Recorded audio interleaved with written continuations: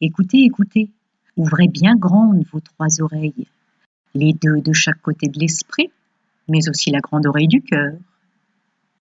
Il y a fort longtemps, ou peut-être est-ce aujourd'hui, un corbeau vivait dans une profonde forêt. Les plumes toujours lisses et propres, il était le plus heureux et savait se contenter de ce qu'il avait. De l'eau pure venue du ciel, la nourriture venue de la terre, et de grands arbres solides pour abri. Mais voilà qu'un jour, il vit passer dans le ciel la colombe. D'une blancheur immaculée, on aurait dit un ange dans le soleil. Comme elle est belle et gracieuse. Moi, tout noir comme je suis bien terne en comparaison, se dit notre corbeau, soudain tout attristé. Et il s'en alla voir la colombe. « Tu es magnifique, lui dit-il.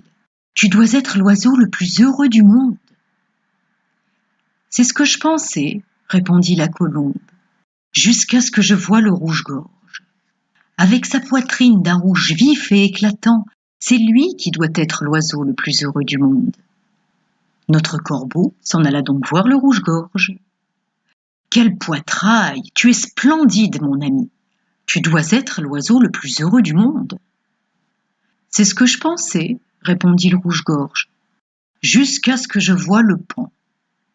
Toutes ces couleurs mélangées qui chatoient au soleil, c'est lui qui doit être l'oiseau le plus heureux du monde. » Notre corbeau s'en alla donc aux eaux voir le paon. Il y avait foule devant la cage. Les gens s'extasiaient, le prenaient en photo, l'applaudissaient. Lorsque la foule se fut retirée, le corbeau alla voir le paon. « Tu es admiré par tous, et tes plumes sont extraordinaires.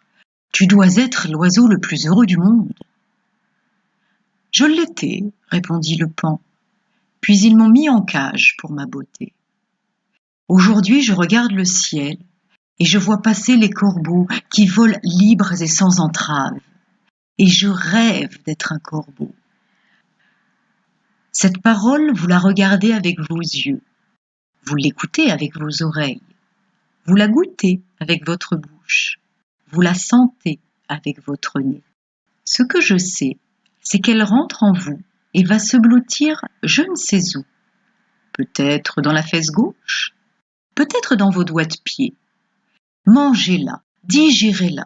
Moi, ce que je veux, c'est qu'un jour, elle ressorte de votre bouche comme un courant d'air qui viendra réchauffer tous ceux qui vous écouteront.